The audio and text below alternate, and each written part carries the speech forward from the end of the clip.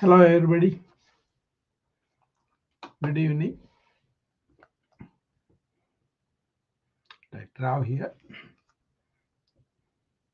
I hope you are all having a nice Saturday.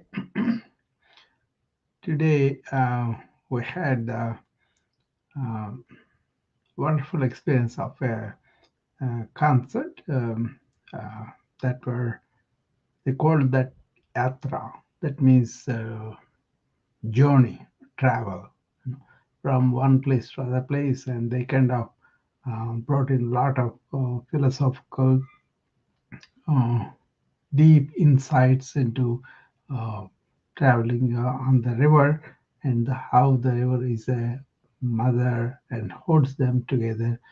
And they were singing songs and everything on the boat, traveling with some 50 people or so. And they engaged them in this beautiful rendition of several songs that were compiled with deep philosophical meaning. Wonderful to go through that with them, with the artist.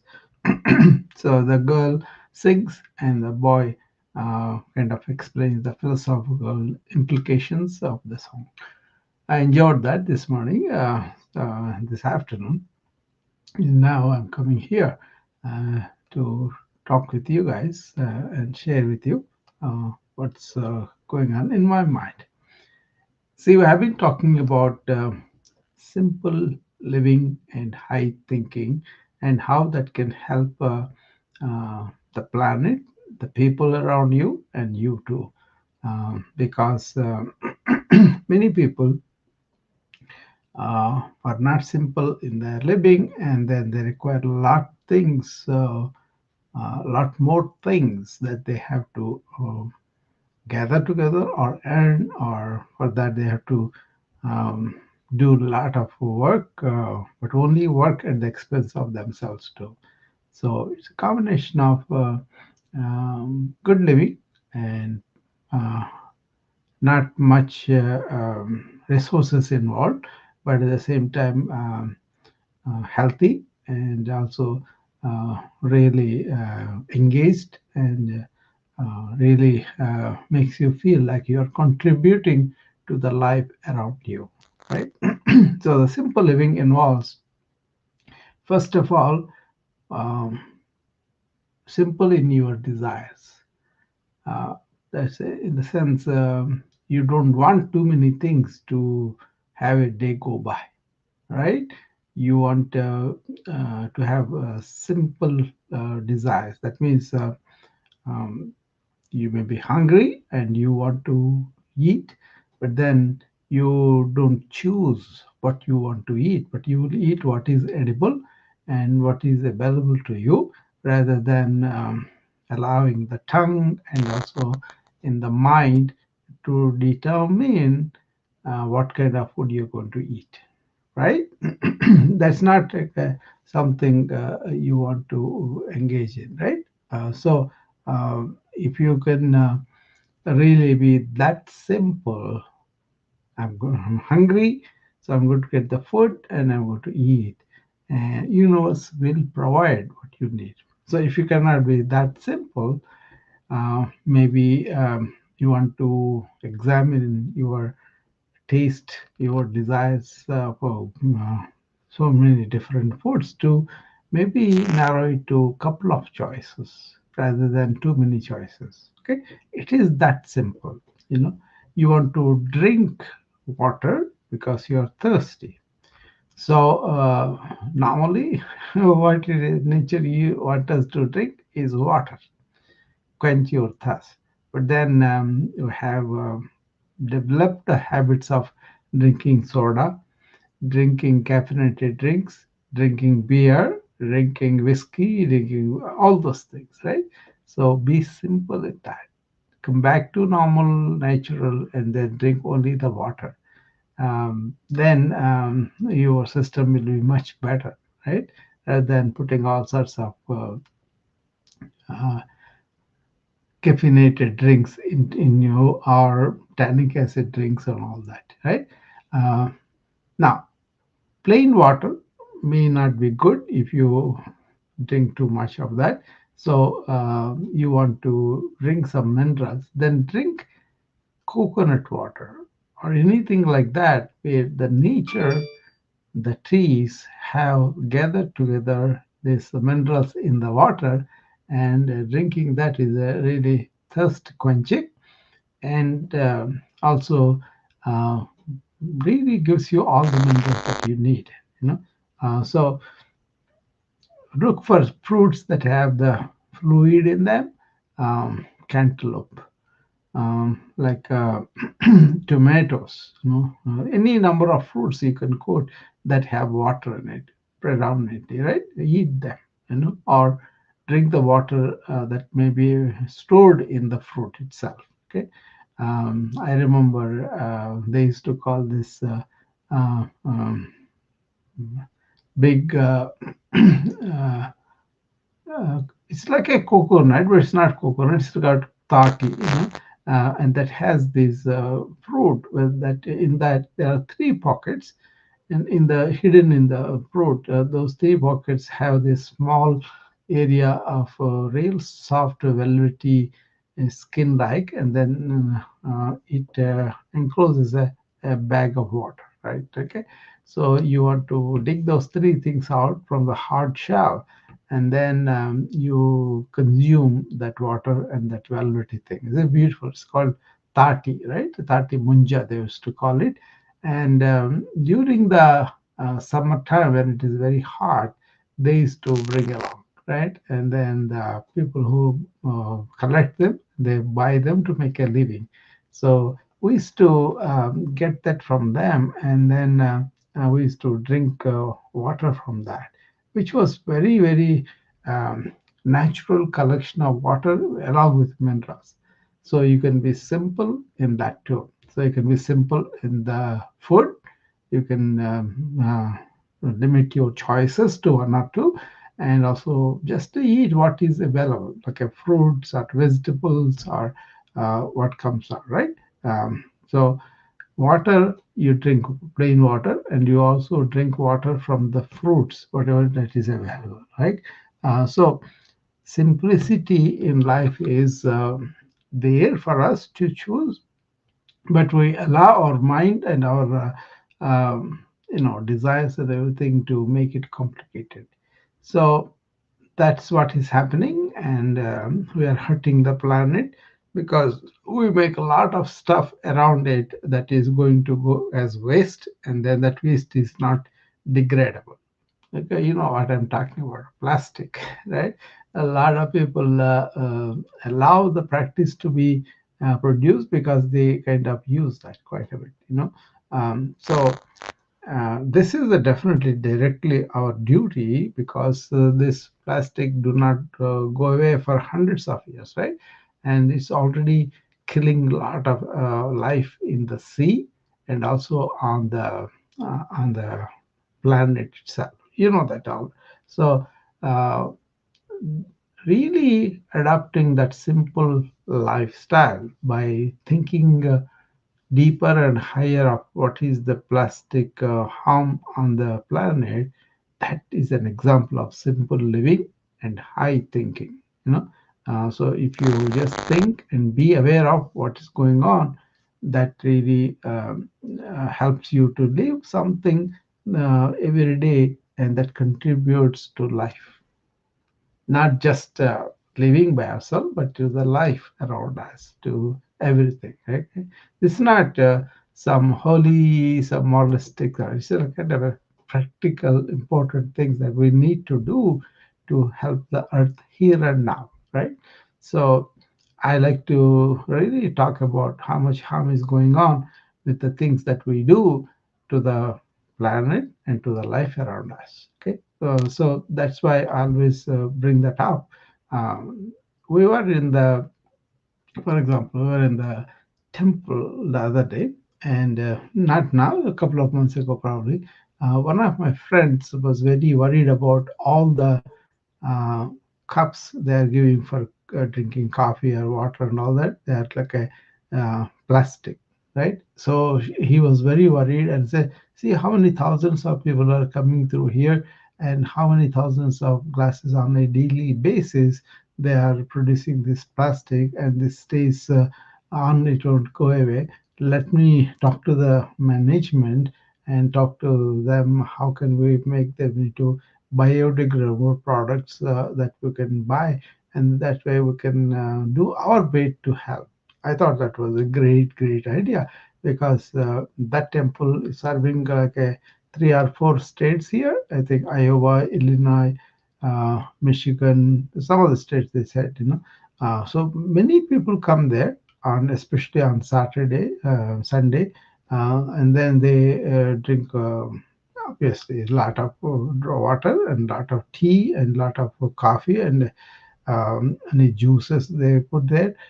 So it's a lot of glasses are used. And he was able to make the change, not just for the glasses, but also the plates out of which they are eating, and out of the spoons and forks and all that.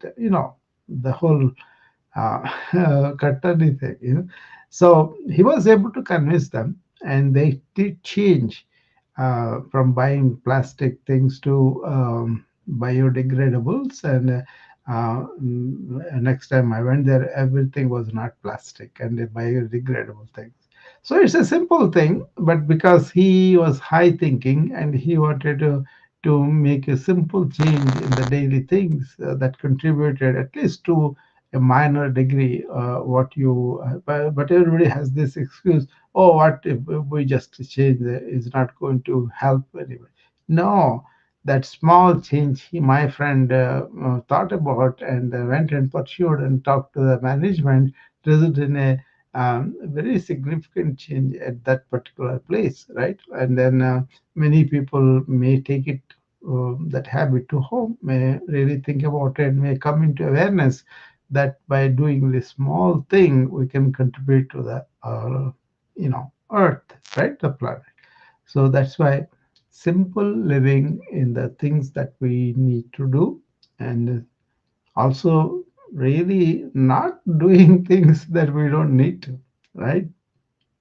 I think this consumerism that goes on, and they also talk about how proudly, "Whoa, we created so many areas that you could live more." So that means they want to complicate our life more and then make money on that, right? And then they're paid a lot of money for those people who invent like that.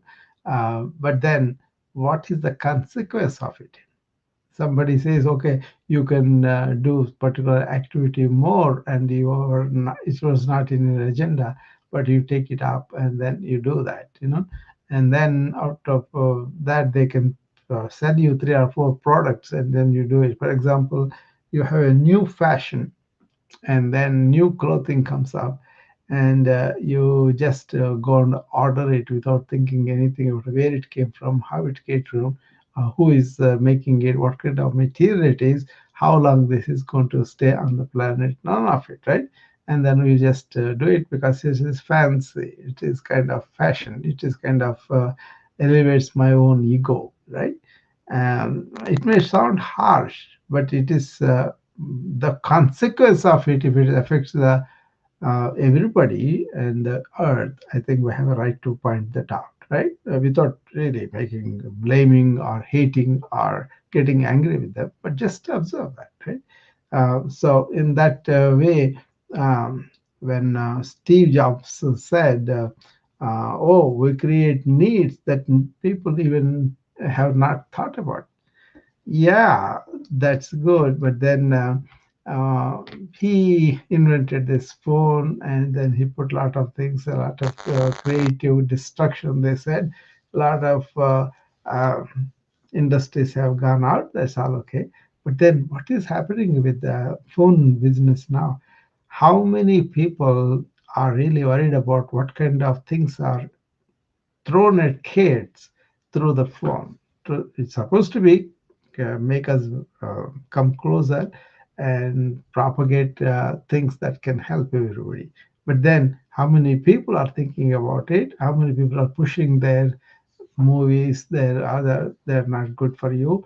Are the lot of stuff, right? They are doing a lot of stuff in the schools of even small remote areas, right? So it's not licensed, and a lot of things are propagated. And I we are worried about what our kids are going to be exposed to, what our kids are going to see. As I said, there's so much suicidal ideation, depression, and suicidal ideation is resulting in real suicides. Right? Just by Instagram, they had published that paper where they found from the invention of smartphone in 2014, 2018, the suicides of teenagers has gone up by 189%. That's the real report. Okay, it was published in Jonathan Haidt, I think, published in Capital or something. Okay. Anyway, what I am saying is, we may say these needs we are creating could be complicating our lives. Instead of being simple outwardly, we are creating more habits inwardly, that means more complicated inwardly, and we're not thinking. That is low thinking or lack of awareness, and those needs are hurting our things directly, right? That's a fact. So what is needed now is human intelligence that can you can be happy, you can be nice, but you don't have to be mechanically doing things that you don't even enjoy, but you can change them, right? So that is where simple living, in eating, in drinking water, in breathing, making the air clear by really disposing of all sorts of waste products responsibly. Otherwise, you are carrying a lot of these toxic products in the trains, and that can have an accident that the whole region is affected, right? I think something of Palestine in Michigan or somewhere, where this happened, and those people are really affected both physically, mentally, and economically because the whole cleanup was done very slowly, and also the cleanup done is not reviving their community. So, higher thinking, be aware of what's going on in the world around. Okay, that's why I kind of brought this series, simple living, in our ways, in our lifestyles, in our relationships with everything, the people, the world, the planet, everything, and then really bringing in a serious analytical thinking into what is going on, what is harming us, and then um, behaving in such a way it goes against that. Example, that plastic thing I talked about, like that.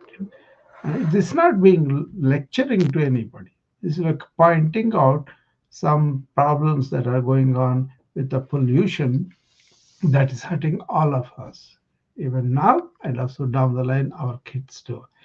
By the way, the millennials and the kids, they are more higher thinking, more aware of the planet condition. They are not buying any of these lies that people are saying for a long time. They say, oh, we're going to meet in Geneva, or we're going to meet in Glasgow, whatever. And then they say, we're going to determine, we're going to give so many millions of dollars to the undeveloped countries and poor countries so that they can deal with this pollution that was produced by rich countries. And then they don't. They're empty promises. Millennials are very quick on that, finding out that this is not true. They are not doing any of this. They are just saying that. But we just let that go and then live our regular life as though nothing is happening there. And that is not for me being aware of what's going on. That's for me is not being thinking deep enough where we identify the problems and don't let it pass under us, right?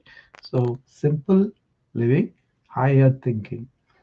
Think globally and act locally. These are not slogans, these are real things that you could feel very happy when you begin to implement them, when you begin to think, identify, and then just make the small adjustment in our daily life.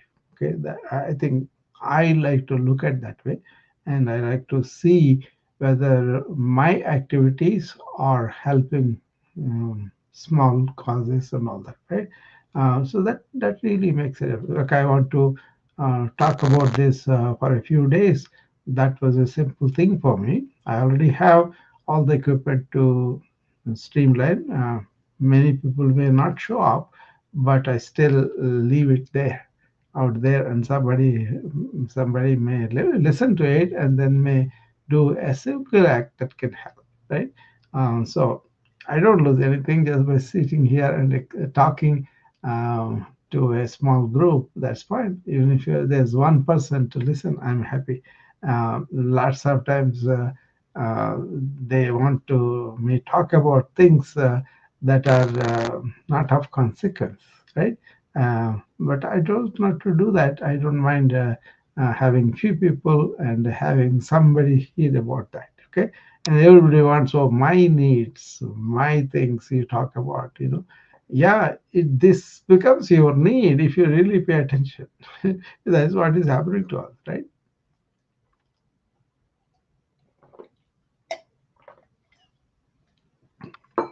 Like this. Uh,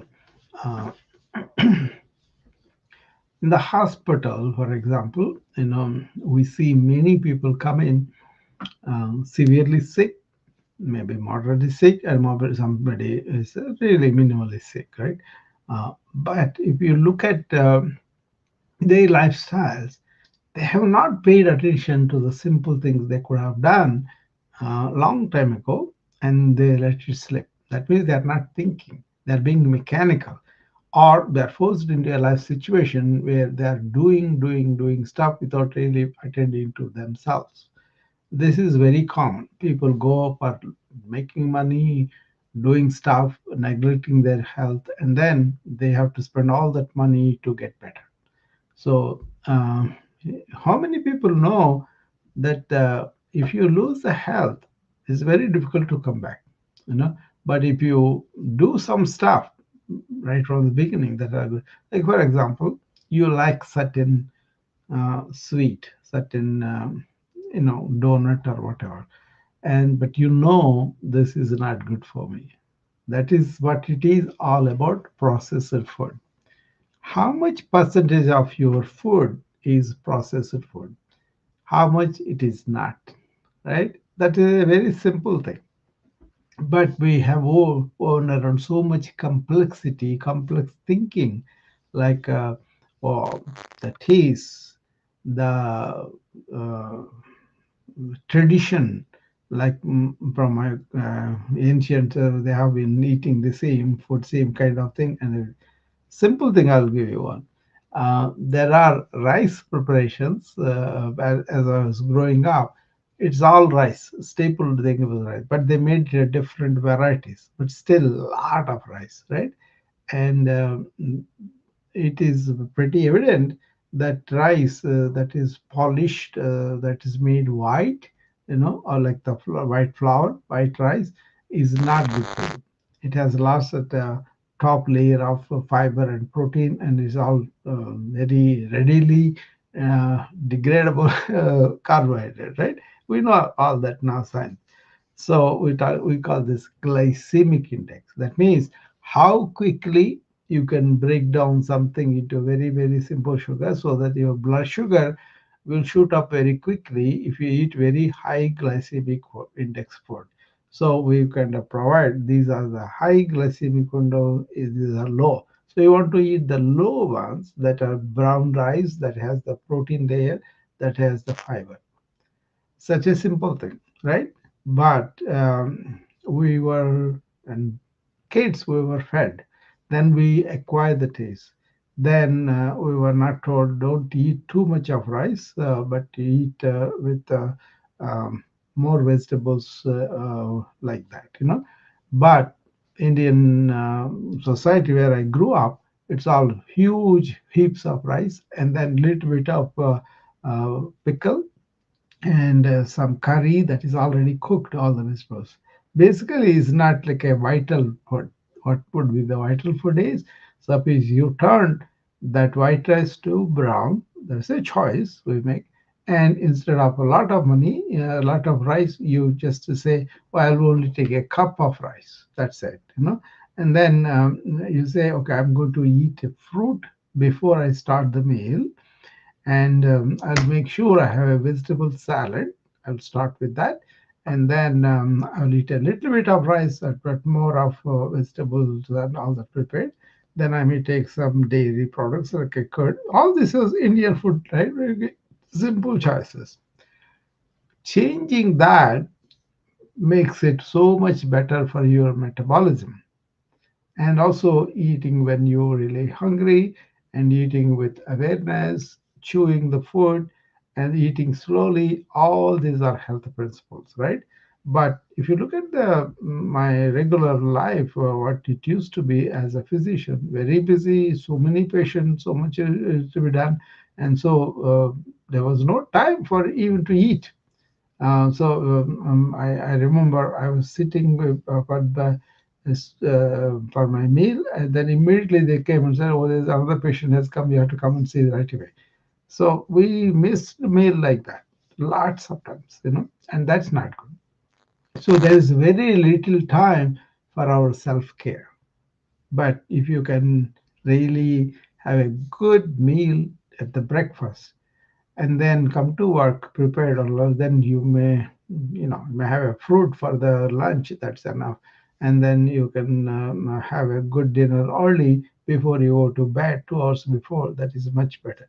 All these are very practical, very simple things coming out of deeper thinking and deeper awareness of what is the healthy behavior, what is the healthful consumption of the goods, vegetables, fruits, and all that.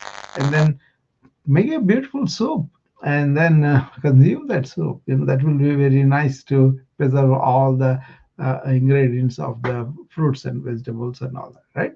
But people have to have red meat, people have to have white bread in between. In between is the meat, and lots of times they have this potato chips, and they have this Coca-Cola.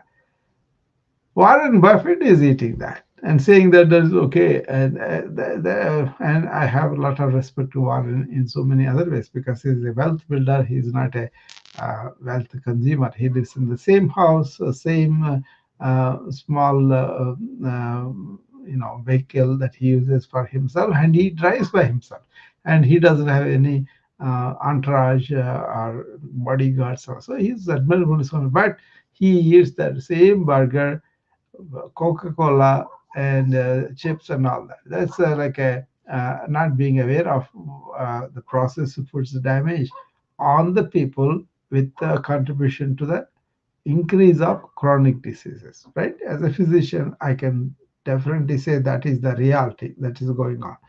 Do we have to be neglecting that because we are not thinking, or we are not aware? You know, because the consequences of health damage, the consequences of no vitality in life at the end of life is really troublesome for me to see. I go to nursing home, for example. Now I don't go because I'm not actively practicing in a clinic. It's all online.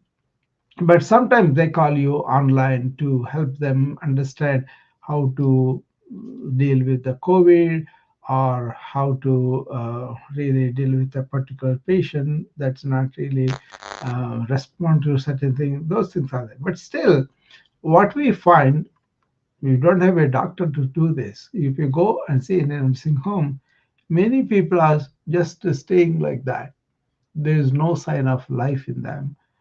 Somebody mechanically feeding them, somebody giving them medication, somebody taking them in the wheelchair, putting them on the car, in the corridor, and then he'll be staring at everybody. No interaction, no quality of life, right? As we know, like you have engaged in purposeful work, or you are engaged in a meaningful conversation, or you are really having a joyous movement, or playing something. None of that kind of nice things about human life are not there. Makes me feel very sad when I see them. Actually, there are moments when I felt depressed when I went to see the nursing homes. I have to go there to help them with the particular needs they have. People have so many problems, right? That somebody may have fallen, broken the hip, or somebody maybe developed nausea, not able to eat. So many things come up. So we go there and see them because they cannot come to the clinic. We were required to go there. Nowadays, we can see them on the camera, but it's nothing like going and examining the patient physically, which I liked also. But when I went, I had to feel this again, feeling empathy, compassion, or whatever. But I felt like they were not having any meaningful life.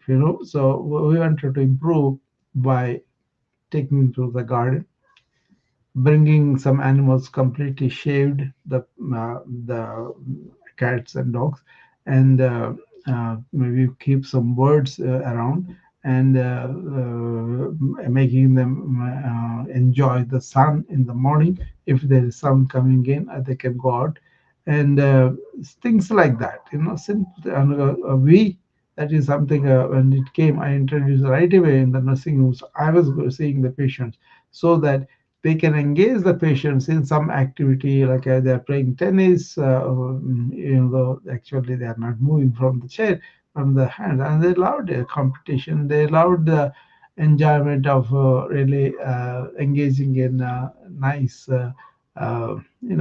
conflict, like I'm going to eat, you're going to be like that. So we are not doing simple things for these elders because when they were young, they neglected these lifestyles, and they bought the lifestyles that somebody else is proposing. Like if you sit down in the chair and watch my TV production promoting all violence and sex and all of that, that is enjoyment. That is what you want to do for you by staying in the uh, posture killing sofas and not moving the body, which you are supposed to, and keep engaging the mind in the senseless uh, indulgences, right? Once in a while is okay, but then how they make everything so that we will see 24 hours a day. Oh, keep watching, keep watching. That's what they say all the time, right? At the end of it, keep watching our channel. Don't go anywhere, something like that.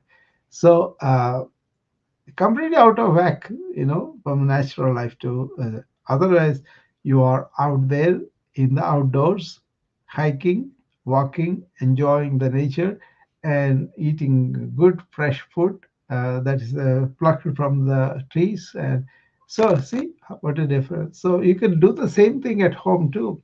Grow fruits and vegetables, eat them fresh, and don't have to have chemicals and all that in there. So your energy, your healthy capacity, your capacity to initiate the um, healing response within body, they can all be increased if you don't eat processed food. As simple as that. And if you don't eat processed food, you don't have to have chronic disease, right? This is so much quicker this is happening, and then so much more people are suffering from multiple. See, everybody has arthritis, heart disease, maybe COPD because they were smoking, and they have weight problem, obesity. That's the newest thing. It is 50s, 60s, we had some, but we don't have the alarming rate the obesity is going up. So I'm aware of how prevalent that is because I have researched into it. I have treated obesity people, and I have seen because I started practicing 1980, right? From then 90s, 2000, 2010s, and then 20, right? We have seen each decade the number of obese people shooting to the stars. Not here only.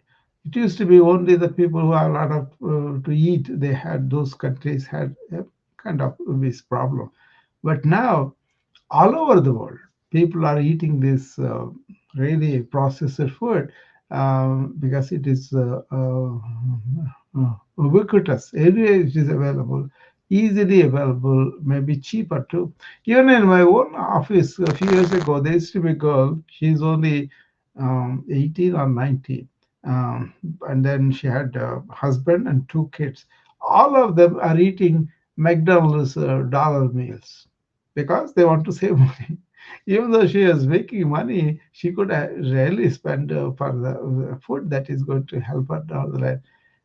We took her cholesterol out of curiosity, blood test we did it because we were telling her, don't eat those dollar meals every day. Just try to make something like a salad, something like a fruits, or something like a soups, or nice bread, buy the brown bread. Those things, keep them at home, and then cut the vegetables and put in a small cups and eat them with something like a natural condiments and all, but she would not listen. So we kind of took her blood out of her consent only. We didn't force her, but said, let us check your blood, how it is. Her cholesterol is going to the roof, 260 or something. 20, not even 20 yet. So that is how early everything is starting now. Okay. From that to a awakened, really high thinking person is now we can take a metabolic profile of somebody and tell them what they're going to manifest in 10 years' time.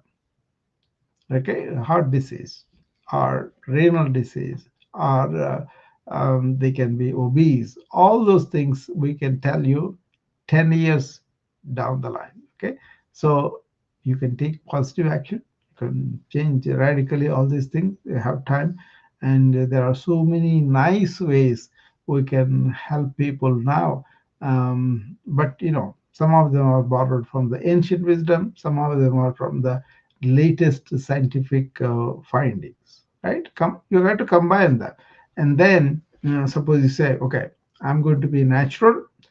I'm not going to pump my desire to eat and everything from my mind, but I will try to focus on my physical body, listen to it. And because it goes through a cycle, I'm going to be natural following the cycle. The cycle is this: in the morning you get up and then you kind of work out or walk and then develop an appetite, and then because you already not eaten all day, so in the morning you break that fast by very good breakfast that is consisting of fruits and vegetables and whole grains and some dairy products, some lean meat, whatever, right? And then that will be the biggest meal of the day. Then you go and work, whatever work you do, and you burn off the calories like that. And then in the middle of the day, if you are real hungry, just have a light meal. Okay, maybe something that you made at home and brought it, and a soup or something like that. And then don't indulge in snacking. Don't drink all these cola drinks. Just drink water. Or fruit juices if you can do that. Then in the evening, when you come home, have a light dinner and then go to sleep. And then because you fasted all night, in the morning you already have appetite and you can eat a good breakfast. If you do that, that's ideal. You may not be able to do all of that all of a sudden, but think about it. Be aware of the preponderance of chronic diseases around you, in the nursing homes, at home, in the hospitals. You see them all, right? People are basically suffering when they can't get up out of chair, can't walk a little bit, and then can't enjoy activities, can't participate in events of the grandchildren, all that. That's all happening. Be open to that. And then be open to what's happening within you. Are you losing energy? Are you losing enthusiasm? Are you really developing, stiffness and pains and all sorts of things in the body, that kind of thing. So, very simple: processed food that is causing chronic diseases, that is causing low human quality, is all can be changed, but just by being aware of it and then replacing it with healthful food, right? So that is the natural food. Then in the natural food, we also did this. We kind of robbed all the vitality out of it because we don't help the topsoil of the earth to retain organic material in them because we put a lot of chemicals, lot of fertilizers, and they are killing the bugs and small life that is there in the topsoil that is being lost. So there's a huge movement going on of preserving the topsoil of ours. Okay, so how can you do that? It used to be the animals left their waste the all over the place and they sunk in and then it has reduced. So you prepare that compost fertilizer by saving the waste and putting in a ditch and then covering it up and then using that to replenish, rejuvenate the topsoil. That could be a good process for the kids. They can learn and they can follow that. You know, that kind of thing is kind of, global thinking and locally active. So people, the other day I was in a room on Clubhouse. This lady, she is growing foods and she is doing the compost, which I was always asking my patients do for decades, right? I said, make your own compost in the house because I saw that in my house back in India.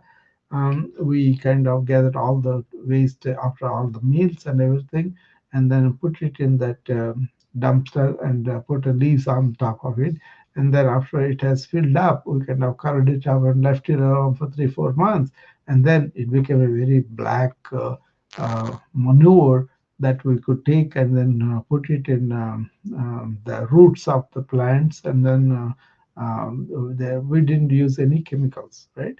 I remember we have these flowers, the mums, chrysanthemums, yellow ones and red ones we had. So we were living on the top floor. So we had a balcony. It's a tropical country, so it's not closed up like this. We are always out in the sun and all that, right? We had a huge balcony on the top of it, so we are living in the first floor, right? And then we had this big wall surrounding. So on the wall we place these parts, but each part kind of have 1,000 mums. So everybody going and they were saying, what is this? There are so many flowers in each one. That was because of that manure. you know so that was very, my sister did all that because she was very interested in the gardening, and as it was happening, we were learning as kids, right?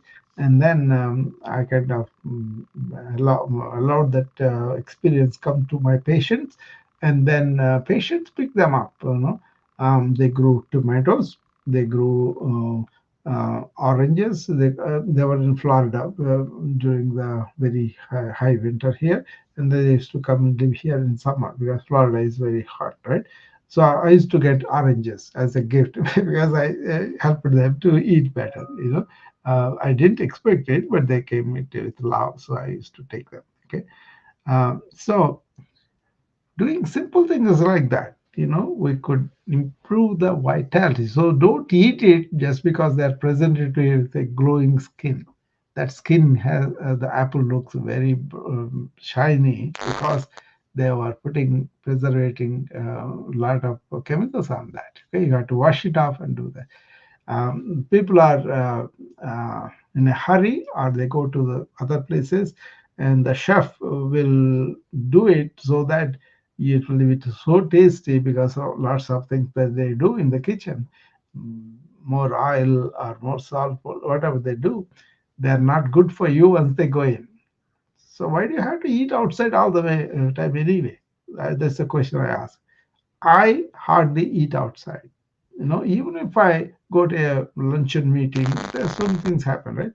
But I eat only the fruit or something that is there, and then I don't really eat a lot, but I kind of give them company. So this habit of eating outside did lose our independence of choosing what is good for us by ourselves, right? This is not lecturing you, but it's a pointing out. Don't eat outside that much. Eat occasionally. Even if you eat, talk to the chef and order the food uh, according to what you should be eating, what is your choice, and ask them how they prepare, what do they do, what are the ingredients and all that. Then that kind of awareness, and then you call yourself foodie. I'm going to eat this much, that much. Observe that too. Okay, so many eating patterns can be um, thought over and maybe slowly change a little bit, and down the line you can change more. So this is how you can prevent a lot of people getting chronic diseases in their 50s, 60s, 70s, like that, and then they suffer. Yogis, they don't really get chronic diseases because they keep everything normal. They're loyal to the body clock, they're loyal to the produce of the nature, and they don't allow their mind and their senses dictate um, what they should be eating, how they should be eating, and all that. This is something very commonsensical, not taking away the enjoyment of the food, but just being aware of, is the food that I'm eating vital or not? Having that kind of awareness itself can change. And this epidemic of chronic disease because of the processed food is in our hands to change a little bit, to reduce it a little bit. I just wrote a ebook on the obesity because actually it started simply, but then I can put in like what is called non-invasive measures that I use to be thin like this and not be obese at all. And also all these principles that I was using. For example, I don't eat unless I'm hungry. Simple principle, right? And then I don't let my, tendency to taste, to eat a lot of food that I like. I will taste a little bit and then withdraw my senses. This is a practice in yoga called pratyahara. Okay. And also when I eat, I do sit and eat. I don't eat roaming around or in the car and all that. Simple, right? When I eat also, I eat alone and I eat in silence and I pay attention to my chewing. I chew a lot. Simple things, right? Nobody need to pay me for that. And then uh, these habits made me eat less, also fill my stomach with a lot more saliva, which makes you consume less calories. All those hidden things I'm telling, so there are so many non-invasive measures that I can do. See, I was watching this documentary on the new obesity drugs we have. We were giving that because people are, especially pediatricians, also have to give to the kids because they know the alternative. The kids are going to die of the obesity. That's why they are forced to do. That's what she was saying, the pediatrician on the documentary. And that is really moved me because I have seen so many kids that because I internal medicine practice, but I have some experience in the pediatrics in New York just to see the basic things. So people used to come and bring their children also to our clinic. So I seen 10-year-old kids that are obese, and that is in 80s and 90s. I've seen that. So we know worldwide the obesity problem is really, really going up. So this book will have none of the um, Ayurvedic or allopathic or any of the medicines. They will have only lifestyle changes that are non-invasive that people can master slowly. If they cannot do it right away, we can be there for them supporting. So I'm going to release that pretty soon. That holistic way of handling obesity, something like that. I put the title there, and then it's a long title. So, but basically the meaning is that. So I kind of wrote it for my cousin who my sister's son's son. So he is related to me, but he's huge. He's not even 16 or so. He's very huge, and all that. They are trying everything. They are blaming him. They are scolding him. I said, no, no, no, don't do that. Treat him with empathy, and don't go for the body image and all that. And they are not able to get the whole grasp of it. That's why I wanted to put it everything in one document, like then I wrote it down. Then it became a big then I said, okay, let me do this ebook, and I did that. So drink water, and all these regular measures any doctor would recommend are there. But I have more on the what do you do with your mind? How do you calm it down? How do you make it your servant rather than driving you with the habits and all that? So there's a lot of section on that, because I'm a yoga practitioner. I study about the mind and all that, right?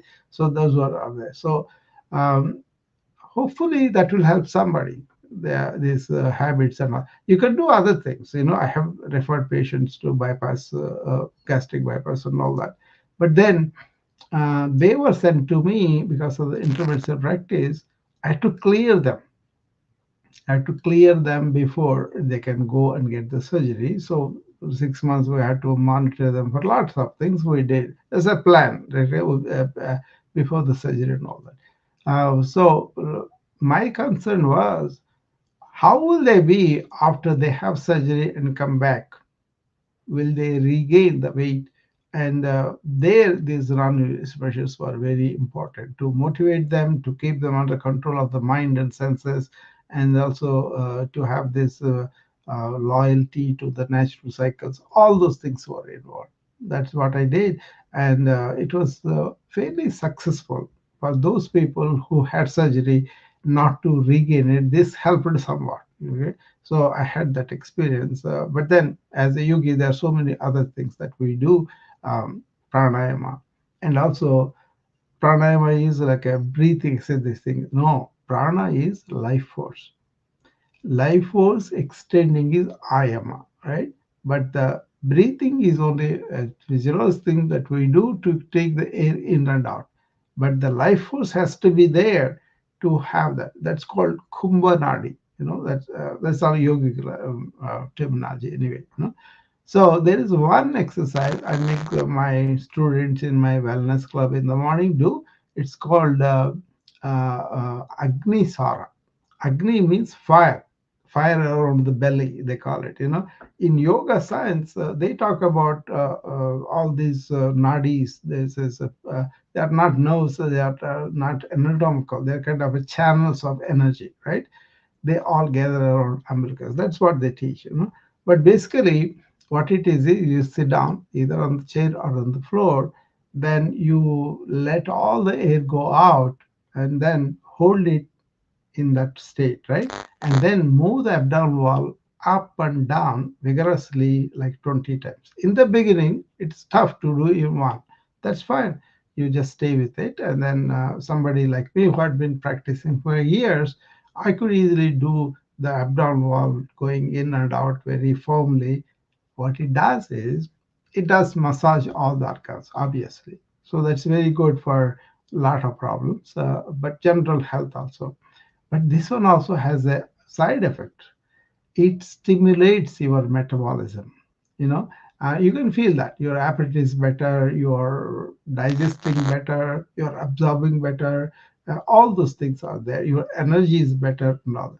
So this is only one exercise among say many things I make obese people do.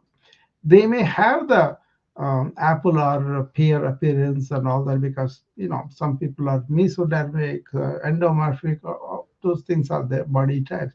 They may retain the body shape, but their chemical composition inside changes, because you have improved the process of organs by so many things, yoga asanas and breathing and focusing, and all those things are there.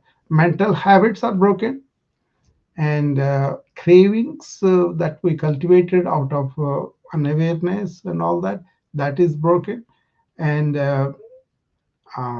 really consuming good food is encouraged, and increasing the um, breakdown of the food, which is very metabolic drive, that is encouraged. So many things that we could do and can break those habits that we cultivated out of lack of awareness, that is broken. So this is what we're talking about. Think globally, act locally, think better, and be simple outwardly. Simple outward living and higher awarenessful inward life. If you can do that, I think we will help a lot of people. Hi, Dr. Ashtak. Nice to see you. So the people on the. Hello, Dr. Rao. How are you? I am great. I am great. Nice to see you. How are you? I'm a little under the weather, so it's hard to speak because I start coughing. But I was Oh, so happy to find you and listen to you. And it's always wonderful. yeah. You have such amazing knowledge and beautiful wisdom. So Oh, yeah. thank you. No, no, I open on the other channels. There are 11 friends on the Wisdom, and I open on the LinkedIn also on my SteamYard. So I Oh, just, you have the you're on StreamYard doing a multiple platform. yeah, but I always do that. Wonderful. Yeah, sometimes the clubhouse also people come, but sometimes they don't. I leave the replay on, so Yeah, um, I'm so happy I saved the replay to go back and listen to it actually. yeah. I'm like a kind of I kind of made wellness as my mission. Wellness for the individual, wellness for the society, wellness for the planet. They're not really that far off. If you can really not be preachy, but more like a responsible physicians, we are talking about welfare of the patients, right? That's what it is. Absolutely. Yeah. I have a show now, a Mm. weekly show that's live on Tuesdays. Yeah. And we're pretty booked up right now, but I would love to invite you onto the show and Sure. have you share your message with our audience. It would be Oh, I will wonderful. be. I'll be happy to because actually I wrote a book called. It's already complete now. Need to do the preliminary things called Modern Challenges, Ancient Solutions. And That's great. Yeah. just to give you a taste of it, first chapter is about global heat, and then I combined that with our excessive consumption or rampant consumption or irresponsible consumption, and how we can change that and help the planet a little bit like that. Fantastic. I love Yeah, it. Yeah, and it's all interconnected, right? yeah, it is interconnected. Absolutely. Yeah, second chapter is about why are we having perpetual wars? What is it in our inner psyche or ego development that makes people like just to follow some of these cults or some of these politicians that are really plainly destructive to us, but we do that too, right? We did it with Hitler, and we're doing with the various people now. So that is addressed there. Because ancients talked about how we are interconnected in one energy. Now, quantum physics talks about that, right? Beyond material breakdown to the strands, we are in that energy only one. So the same thing that ancients talked about. Absolutely. Yeah, Absolutely. It's just, Eastern science has been around for a long time. yeah, Brilliant thinkers have been around for a long time. yeah, It's just the arrogance of us as modern Western society, but yeah. But being able to have a different kind of evidence yeah, base where that evidence base yeah, is, according more to the scientific method, it exactly. does help to make it more tractable. But most importantly, it's bringing this absolutely necessary knowledge Yeah. back to us so that we can reconnect to our knowing. That's And my then, long-term plan, Dr. Ashnak. What I'm trying to do is, I'm a chief wellness officer for my company. That's going very well. I don't need to go and work there, but I want to work in the health system mainly because I want to generate data. I'm an informatician, so I do generate data so that other researchers can retest these principles that I'm talking about from the ancient wisdom and really present them to the evidence-based medicine, like, that way it will have validity. For example, I say we can really go beyond thinking. People say, what does that mean? That means you are more intuitive, more sixth sense, more of your own intelligence, rather than somebody else telling us this is so and you have to follow. you know Not really having the our own inner quest for what is truth, just accepting some authority as the truth and then following it, that has become a problem. See, lot of our therapeutic measures are we kind of adapt to the newer truths, but some people may get stuck. Like many doctors, I think they're stuck in the Newtonian physics era of reductionism and just being mechanical. What says now the quantum theory is telling you no, don't be mechanical. There's so much more in there, right? You're a quantum person. You know what I'm talking about.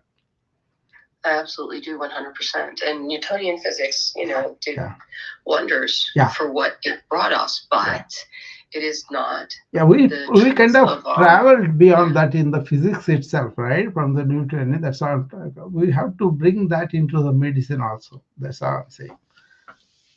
Well, it's pervasive because it's, the problem is, especially in the West, everything's been so fragmented. And unfortunately, I mean, it's great to, as a scientist, I understand the benefit of reductionism, but as someone who actually works in computational neuroscience, where it's not reductionist, the point is to go down to the reductionist level to have an understanding, but to come back up to the whole level, to reintegrate. And unfortunately, a lot of what's been happening because everybody is been, sort of grabbing onto as opposed to giving the time to deeply understand.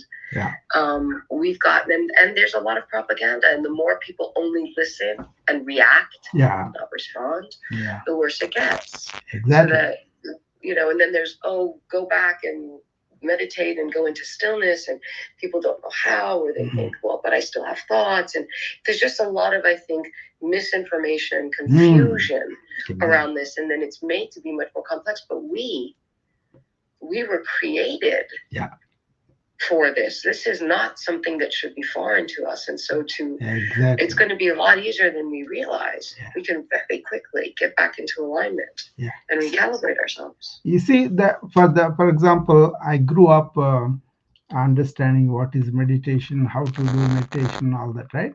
But now, after so many years of pursuing this, I don't have to meditate, but I can stay in that meditative awareness all day and use my thought consciously. That's something happening right now, So there is a way to teach that, but you cannot expect everybody to receive that right away. But they will go into that if you really refine your inner processes, and you have to guide them very patiently. That is what I wanted to do in the setting where I can record their peak experiences and then make sure, because I was talking to a person. He's a 106-year-old, but he's so sharp. He's like a young man. In his biological age, probably he's maybe in 40s. Even if you look at it, you can believe that he's 106. He was born in 1918, I think. And he has been telling all these experiences and what he does. I changed my breathing patterns and everything after I talked to him. This was 3 months ago. Whatever I learned before, I kind of gladly changed because he showed me some things. For example, uh, we were always deep breathing, holding a little bit, and deep breathing out, and all that. There's a kind of do advanced practice in that. But then he talked more about holding the breath. And now I do the hold the breath for a 1 minute several times in the day. That did. And what does that do?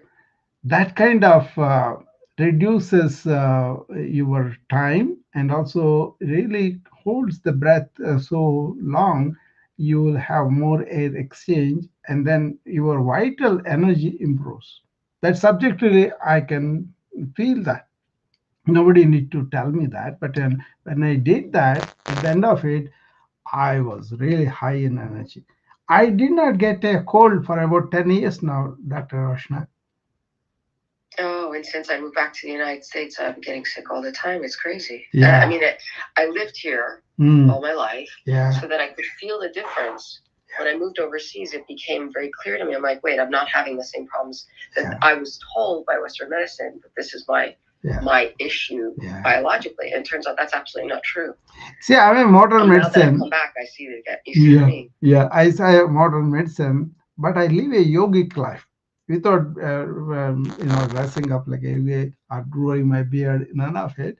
But I understand how can you enhance a human being by combining modern medicine, things that are we are finding out, and ancient wisdom.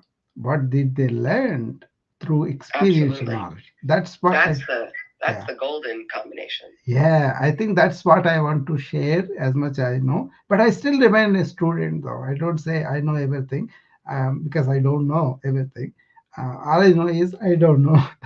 Then I approach everything That's like just that. the mark of brilliance because nobody can ever know everything. No, The no more we need know, of. the more we know we don't know anything. Yeah. The thing is, are we applying what we know? Well, but that's the thing. People think if I had the knowledge, Yeah.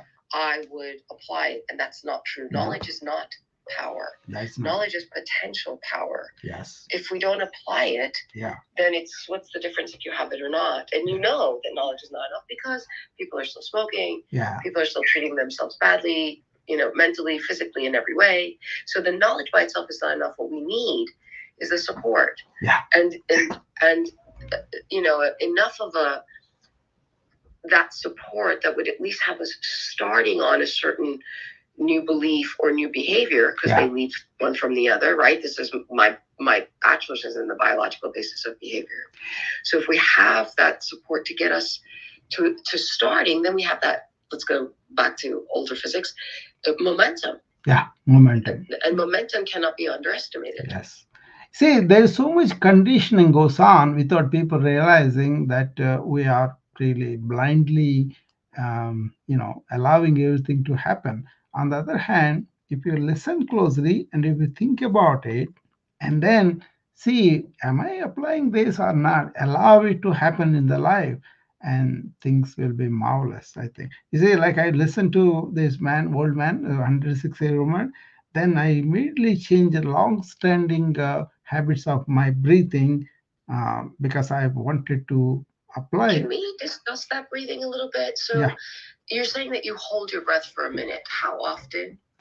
You cannot is it like a normal breath, or do you first hyperventilate? No. The thing is, because with Wim Hof, first you hyperventilate, then you can have those longer holding times. Yeah. You start with what's called Vagani. Vagani means speed up, like that you do the rapid breathings. I will tell you. Yeah. So this is like the Wim Hof. Yeah, like that you do for a while. Okay, and then slowly you will learn that.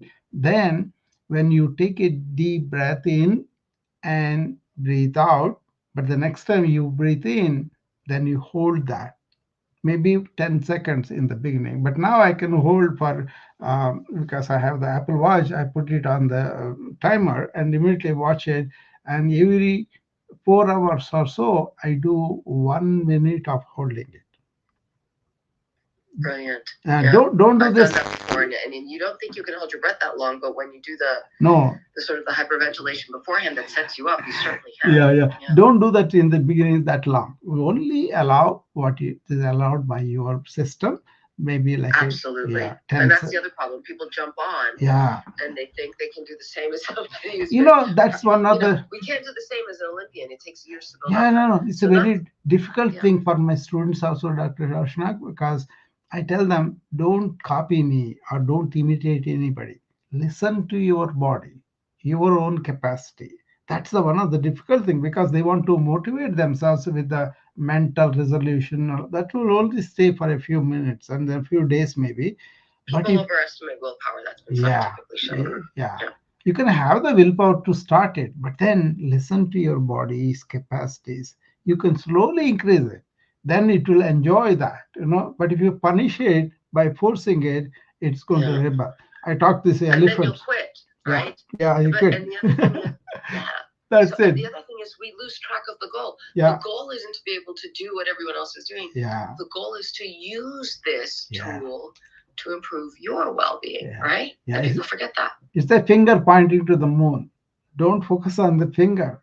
Then you'll lose the glory of the moon. That's what we told so many times, But people allow their mental faculty dominate them rather than using that. That is where the conscious thought I'm talking about. I think consciously, but I'm always in that silent awareness. This is beautiful, Dr. Ashnak. For me personally, I don't have this chattering thought anymore, or out of control thought, or eliciting reactions immediately. That is not there. It's more like a rest and digest parasympathetic nervous system stimulation is there, and that is unwinding this sympathetic overload. That's fantastic. And that's what everybody wants, especially in a world that is so triggered and so hyperactivated. Yeah. Yes. Yeah. Bringing ourselves into that. Everyone's trying, we can be, the problem is we've been taught very black and white thinking in the West. Yeah. And I have the benefit of having both the Eastern and Western influences since I was a child, and really from birth. And if we could understand that we can be present to the world and be present to our emotions without being overrun by it, that gives us the opportunity to really be able to see what's going on, because we need to be able to see what's going on, because how else are we going to address it? No, but at the same time, not become enslaved by it, not become overwhelmed by it. No, you said very important thing, Dr. Krishna. Run over by the external influences. That's where you got to take a retreat, I'm doing well, everybody thinks that I either have to be outward or I have to be inward. And now, it's a combination, yeah, exactly. But actually, inward is outward for us, and outward is inward. And we have the combination of that, and then whatever you inward will be the outward and all that. See, the deeper principle of ancient wisdom is you are Brahman, encompassed in the Brahman, and whatever is manifested is also Brahman. Yes. So one consciousness manifesting all these things, they are also part of that consciousness. Yes. So I'm very, really nurtures you from core. Then you will be resilient for the external forces, not in the sense of I don't want to learn, in the sense of, oh yeah, I will observe this, I will study it, I will be aware of this, and then see in my life. For example, I say, I will teach you Raja Yoga, which is turning your own mind on your mind's operations. Yes. In absolutely. Life, yeah. Or metacognition. Yeah, it's kind of a mirror all the life. It mirrors your own way of doing things, and then you can really bring in the change without really affecting any change, because you have understood better. Absolutely. I always tell my group and my community, you don't want to keep rolling the rock up the hill like Sisyphus. Yeah, right? You don't so have it rolls to. back down on you, and you got to do it again. You want to get to the top of the mountain and be able to roll that rock down the hill. That it doesn't have to be any harder than it has to be. Yeah, that is a beautiful description about spirituality in with the hill. They said it's like climbing a hill without any rock or anything, but then you don't know the end of that hill, the height of the hill. You keep on going. So that's when you are open to learn anything, and you are not stuck with some things, and they say dogmatically, this is what I was taught, this is what we know, this is the only way it is. That will not be there. See, I was brought in a Western lifestyle in a city with all the everything is Western lifestyle, but only thing is these weaknesses are not there, like smoking, alcohol, all those things are not there, and also more heartfulness, right? But then I came here in 1981, and I started yoga, everything in 1985. I didn't go to any guru, anything like that. Only thing is, I was taught about using my own perception, my own intelligence, right? And that all that I learned about the ancient wisdom, which really transformed my life, is staying here and then getting in touch with the people who have been writing about it or talking about, seeing their work in total, not just like a read everybody, right?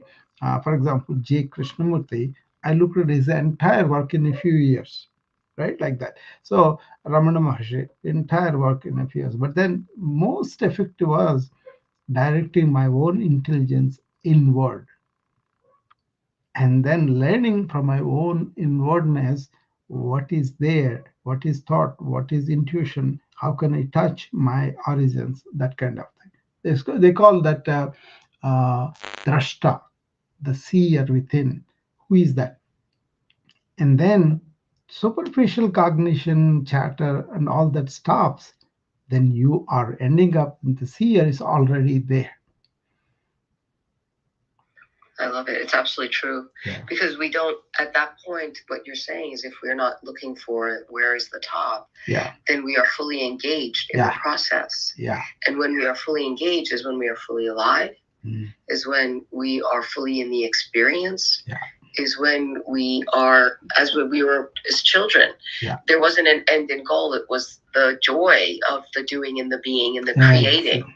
That's and the experience. Beginner's mind, like a childlike thing. Absolutely. In wonder, explore everything, Yes. So when I tell people, don't focus on the goals, make the goals, but be in the active process here and now. What's happening? So my saying to my staff, again, not mutually exclusive. We really need to stop that bimodal thinking. Yes. You can make the brainstorm and make the goals for what we want. But then when you take up achieving the goals, process, be in the process, be here and now, and do everything. I tell myself, attention to every action, even if you are seeing the patient, first, eye contact, address the name, cheerfulness, happy to see them, then guide them. All those are divided into actions. This is where I kind of frown upon the multitasking. I say one task at a time. You can do faster, but then better. That's right. Well, and this is, the multitasking lifestyle is quite Western, especially in the US. Yes. And as we go into the East, especially into ancient Asian culture, the idea, even with Kaizen, is to do one thing at a time. And then you allow yourself the ability to process. Yeah. And it becomes sustainable. And it doesn't become overwhelming or add to the chaos that, somebody would presumably want to make that change for the improvement. Absolutely. So it does affect the desired outcome, as opposed to becoming a slave to now getting that next thing. And this is what's happening is we're trying, especially now, I'm trying to be my best at work. I'm trying to be my best, for my partner. I'm trying to be my best as a parent. I'm trying to be my best as a sibling, as a friend, as an employer, as an employee, as. And, we just burn ourselves out, loosely speaking, in trying to be everything all at once. Too much doing, too little being. Yeah, that's exactly true. Well, the point is that we're supposed to be enjoying this. Yeah. That we're supposed to be connected to it. Yeah. That it's supposed to be, as my mother said many, many, many years ago, living life is an art.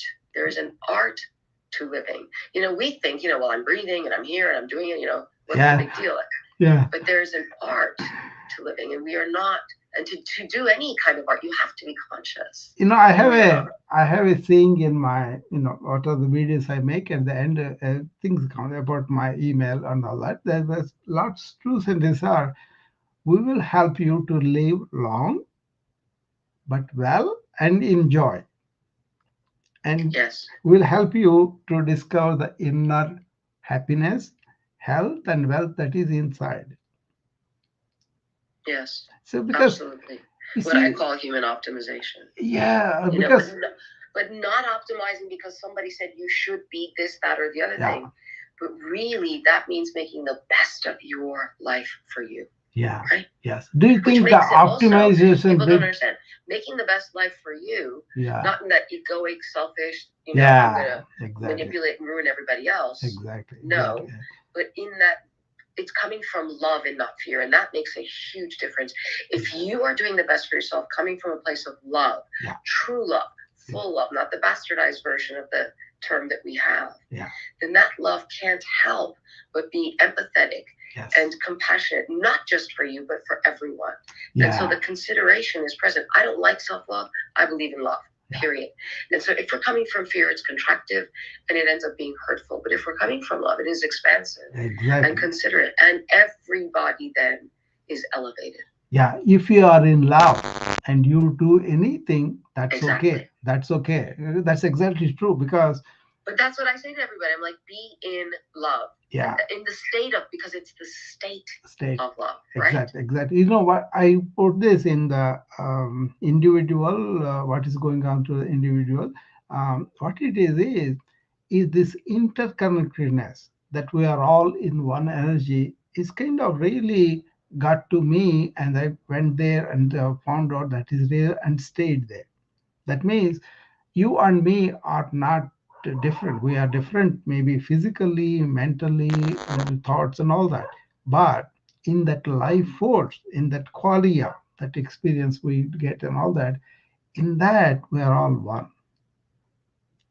Absolutely. And that's, I think, the other thing is people, especially in the US, we fear, there's this narrative of hyper individuation. And so we fear the word oneness. I think we should maybe start using the word unity, because that might better express that you can't lose your individuality while you are in fact, you are better able to articulate and express that individuality when you are in oneness, because you are with so much greater energy and power. You know that word, and more of you comes through. So the oneness isn't you getting lost. That word individual, Rashna, means actually indivisible. But if you take persons, they are divided against everything. Like, you are different, I am different, we are different nationality. For me, right now, I don't feel like I'm a particular USA or India affiliation. That is not there. Even though I like both countries for different reasons, but I don't identify with them. But that's exactly it, the identifiers. Yeah. We get lost, we become enslaved by these identifiers and the stories and narratives that also we've internalized. Yeah. This is how we die with the number one regret of the dying. I wish I'd lived a life that was true to myself and not what others wanted for me. Is exactly what you're saying because of this. Yeah. We're saying the same thing. Yeah. One thing that impressed me was the ancient wisdom was that oneness, interconnectedness. What it did was, if I am you, how can I be not loving you? Because I am you. I can love myself and I'm loving you. And that means basically that division falls away. Yes. I mean, I was quite moved when I first heard of, imagine this, imagine if. What, and this, I can back this up with science and spiritual, whichever angle you want to take it. Yeah. This can be very much supported with evidence. Imagine if you were born with a different set of genes under a different set of circumstances, and you had different experiences happen to you because of those different set of circumstances. Who would you be? If each of us did that, I could see myself being you. I could see myself being the other one. I could see myself being X or Y or Z or A or B or C. And the fact of the matter is that science supports this. Why? We all have our individual genetics, yes. But there's also epigenetics. Yeah. That means the environment influences the expression of the gene. So, if you think of it in terms of even physics, now that's just biology, not in terms of physics. Sensitive dependence on initial conditions. There is a quantum body. Please allow me to finish Yeah, this. sure, please. If you bring forth, thank you. If you bring forth all the initial conditions, and this was first understood by Lorentz in Los Alamos, in New Mexico, that he was studying weather patterns, and he saw one that he wanted to study further. Then he went back, and of course, how do you study weather patterns? This is all computer. It's algorithms. You put in some variables, and then you get out whatever the result is. And so he put in the same variables, but not to the same decimal place. He went to multiple decimal places, but not all of them. And within the short amount of time, the exact same weather condition diverged so completely as to be something unrecognizable to the first. So each of us as humans, were we to have those exact same initial conditions as another, were we to have all a sensitivity to those initial conditions, to those variables that we experience that are incorporated and define a life, then each of us could quite easily be the other. Yeah. And in fact, that one life force is individuated as these different expressions and variables, like different weather systems. Think of it that way. Shall I tell you something really profound and deep for me that kind of changed in my perspective? Um, it's not about belief, though. It's about consciousness. What is it? What is its role? That kind of Eastern thing, I take it because that kind of feels like real to me than what the Western consciousness view had been thus far. But even now, like if you take people, Shamas in New York, who is the philosopher there in New York State University, he is coming to hard problem of consciousness, basically asking if all this material do go to the edge of it, to the strands and the lowest thing that we divide, and that is giving life, something sentient and all that. How can the material that is inert, that is physical, can give rise to life? Whereas the Western point had been that consciousness to begin with, and we kind of body, mind, everything is manifested. So it's basically what changed in me was intellectual, right? I was brought on intellect. I had a very projecting intellect, and I did everything through that. But then it was pointed to me, intellect senses go out. But if you really want to know who you are, which is unmeasurable, that you have to feel and realize with your intuitive self. So turn inward with the mind intuitively feeling this already there, that conscious being. And then you land up in that. That's where the yoga also says you have to still the mind before you can see your real seer. Right? But with one step ahead, Advaita Vedanta, that's what they say, you can, suppose they described with the screen, right? With this movie on the screen. And when the movie starts, you don't see the screen anymore because you are so much involved in the action of the movie. But the intuitive person will be aware that there is a screen. And the screen is like our seer, it doesn't suffer any of the plays that happens on it, and then it is always there, not affected by it, whatever happens. Like that, when you are that seer within, which is the screen of yours, and then all the life dramas go on, and then you will be the watcher, not the involved. Absolutely. It's called suspended disbelief when we're in a movie and we allow ourselves to connect to the emotions of the story. Yeah. And we can bring ourselves out of that as soon as we bring our consciousness, as soon as we bring our awareness and our focus. Within a second, that spell can be broken. But we enjoy allowing ourselves to, we go out and make an effort to see a movie. Don't identify. We can't have that experience and those emotions. Enjoy. As you say, safe. Enjoy that. But don't identify with the self that you created for yourself. But your real self is there, and then you can enjoy the outward life, but land it up in the real self. Exactly. They talk to that as a Atma Samskar, Atma Sakshatkar. That's a self-realization in our language, right? I thought Eckhart totally grasped that, Dr. Roshnak. In this book, Now, he writes about regaining the memory of the being and embodying with the feeling realization of the being is self-enlightenment. Yeah, it's a great book.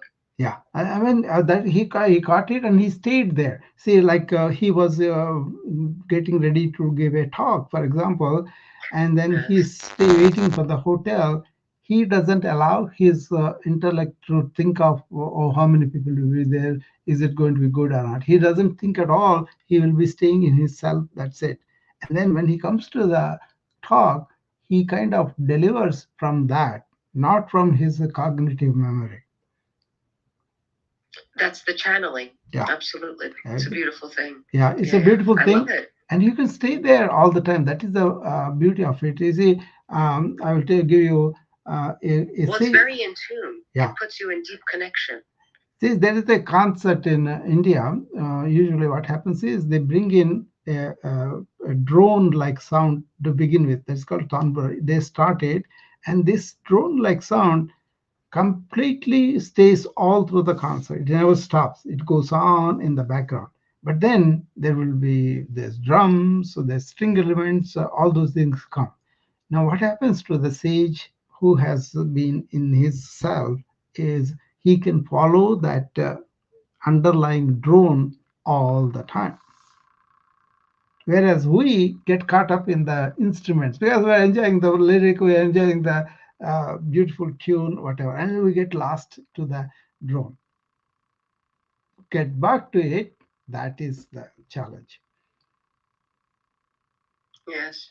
I do love that, and I think we need that now more than ever. And it goes back to what we were saying before, exactly, when we could be present to everything that is going on without being destabilized by it. Rather, having it be a driving force for us. You know what I call my morning hour? A vector that shows us, that points us in the direction of where our attention needs to go in terms of action, in terms of solution. You know what I call my morning hour wellness club, Dr. Roshna, what you are talking about? An hour of awareness. Yes. So I want to get up and be in awareness. Don't let the train of thought come and take over you. Delay that a little bit. Don't open the devices, okay? And then my morning hour, I call them, you are here not to entertainment, not to engage in chit chat or anything, but you want to be aware of what's going on with you inside and outside. Suppose you are doing the posture with me, you have certain tension that is increased today. You be in touch with that and breathe into it, then the tension will go down. That means you are not away from what's going on with you here and now. It's a bit counterintuitive, but it works, right? Like if you're going skiing and you start to lose control, everybody tends to push back, but you're supposed to lean in, lean down into the mountain, and then you regain your control, you regain your balance. Yeah. And then you will be less reactive and things are thrown at you because you are not allowing this automatic thing go on. Right. You are more it's the reaction responsive. Versus the response. Responsive. That's where the training happens, is the kind of inner resilience I call. That inner resilience happens with this deep breathing and being in the present and being aware rather than being in the stream of thought. That is the problem with we change ourselves biologically when we do this also. Yeah. Our brains change and our bodies change, but absolutely our brains change. Yeah. So that we aren't so disrupted by what we call in neuroscience affective stimuli. Those things, think of it this way, that affect you. But you can use it positively, you're right? present to them, but you're not disrupted by them. Yeah, you can use the positive, the neuroplasticity phenomena that we understand now. Like I used, I told you, right? I was stroked out in 2014 with complete left hemiplegia, right? But I got back within a month using the neuroplasticity, micro yoga, deep breathing, and main thing is I will not allow my mind to go back and regret what happened, or I would not imagine something drastic bad happens to me in the future. I was staying every day in the same minute and every minute like that. And that helped me to really accelerate the rehab process much faster.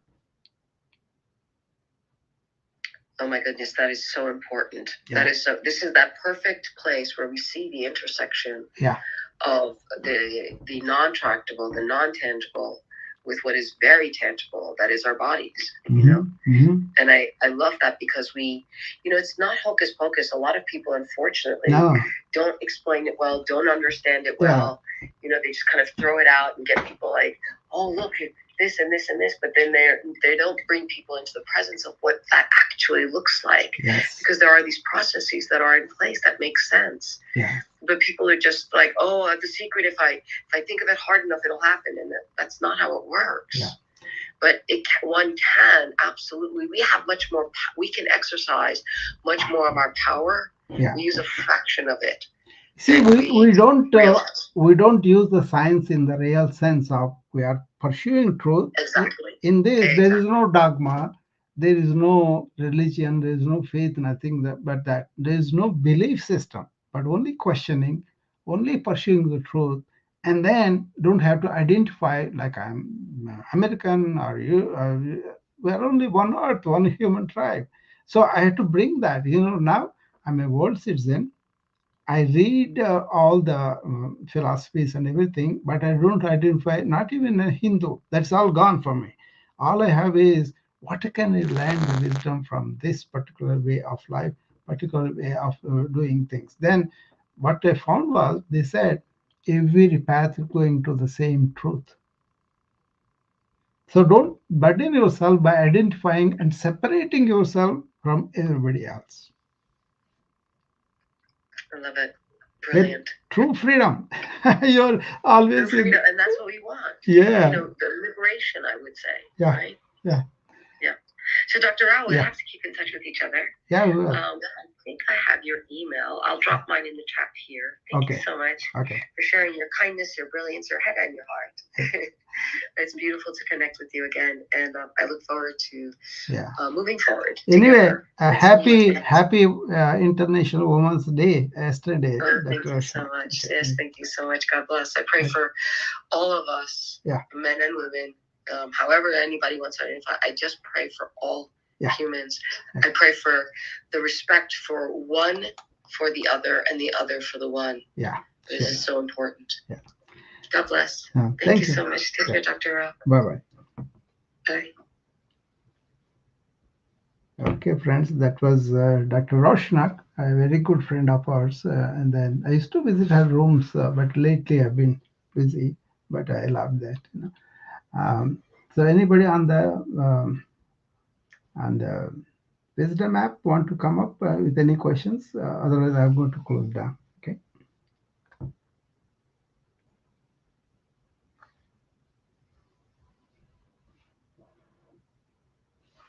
All right. I will see you again tomorrow. Okay. Bye-bye.